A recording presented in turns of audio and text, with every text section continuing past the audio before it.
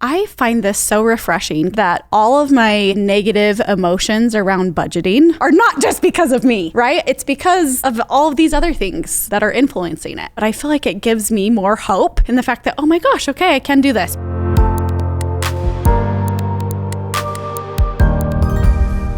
Welcome to the Guiding You Forward podcast presented by Mountain America Credit Union, where we talk about all things financial related.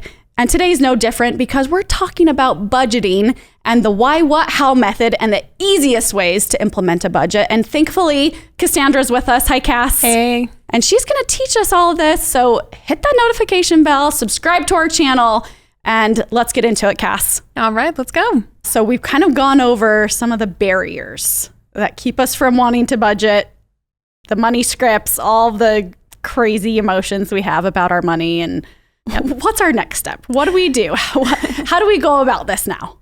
Yeah, so one of the best ways to overcome these barriers is to think of a framework or a plan. Okay. Now, that sounds really complex, and it's actually not. It can be very simple.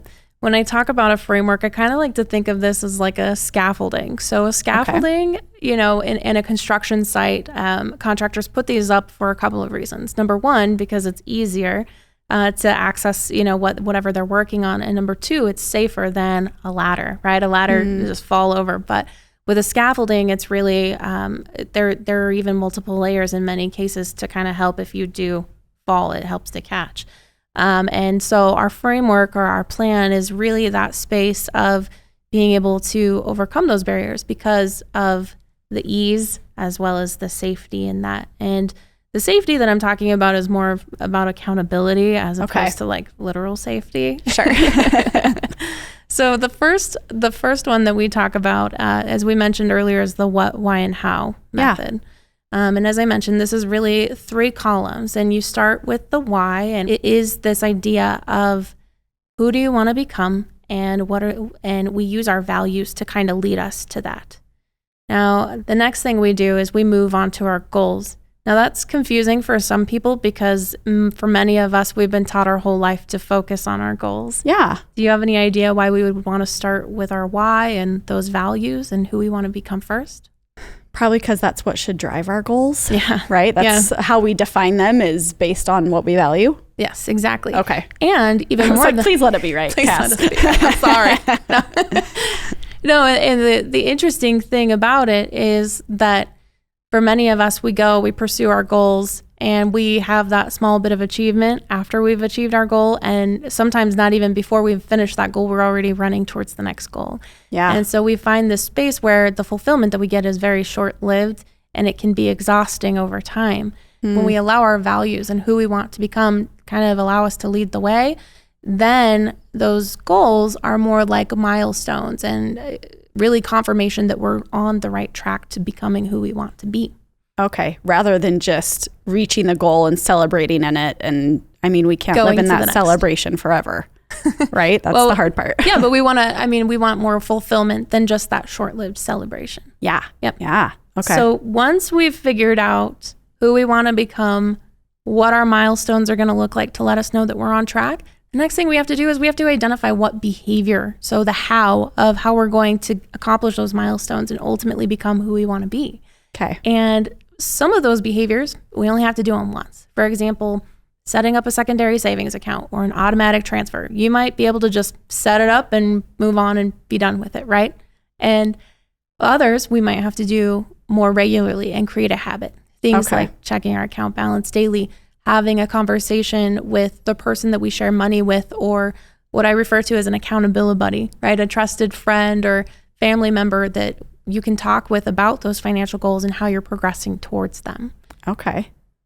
Tell me more about this accountability buddy. So an accountability buddy, I did not coin that word, but I love it anyway. No, an accountability buddy is essentially a trusted friend, a family member, even a financial guide, which is something that we offer here at Mountain America. It's complimentary to our membership in our community. And so really what that's about is you identify what your goals are and create a plan to move forward. And then your accountability buddy can ask you questions like, hey, how's it going? Or, hey, I know you mentioned that you wanted to have $500 in your savings account by June. Are you on progress to hit that? And what that is it's, in those moments where maybe we're struggling with accountability towards ourselves, it's kind of the kick in the shins to keep us moving forward. We know somebody's going to ask us. Someone's going to follow up with me on this, so I better do it. I love that. Yep. You mentioned earlier about, obviously identifying our behaviors, maybe taking some time to really reflect and say, okay, what's driving me? What do I value? Starting with that why before we define our goals. Tell me how else mindfulness plays into this. In terms of mindfulness? Yeah. Absolutely. So one of the methods that we recommend is called STOP. It's an acronym. Okay. I've personally seen it from a book called The Happiness Trap, which is authored by Russ Harris. Okay. And what he suggests is this STOP acronym is really there to help you kind of slow down that emotional response and really help you respond rather than react. Okay. So here's how it goes. S stands for slow your breathing. When we are able to slow down our physical response, it allows us to create more connection within our head. I know this is something that we do with children. Even if our children are feeling agitated, it's a space where we can sit down and we can say, okay, we're just going to breathe it out, and then the next thing is to just take note of our thoughts and feelings. Really just what's happening, and I'd even go beyond that to say what's happening around me, what happened before this, that really kind of put me into this thought process.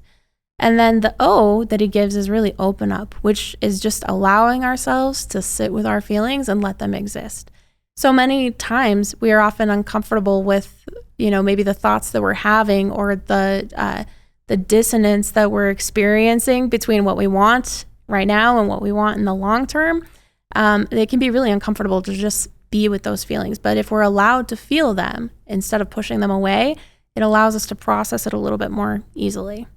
And then the last part of the acronym is the letter P, which is really pursue your values.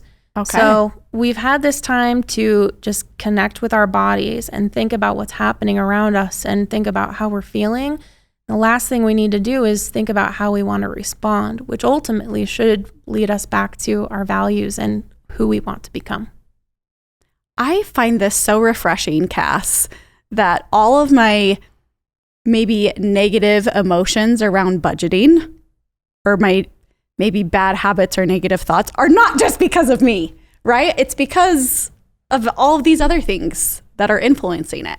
Like Absolutely. If anything, I feel like I'm hoping our viewers and listeners feel the same way, but I feel like it gives me more hope in the fact that, oh my gosh, okay, I can do this, because I definitely have not looked at it from an emotional side, from a mindfulness side. It's just hey, let's go in and get it done, right? Achieve my goal, move forward, and not really take the time to, as you mentioned, stop, right? And sit in those feelings and actually feel them. So I love that. I love that thought of it.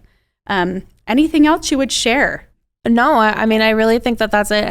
I guess the only thing that I would suggest otherwise is just to make sure that you're reviewing it on a regular basis. Okay. Put it somewhere where you're going to see it often, because when those things are at the forefront of our mind in those emotional moments, it's a lot easier to retrieve that information if we've been thinking about it regularly. Okay. Awesome.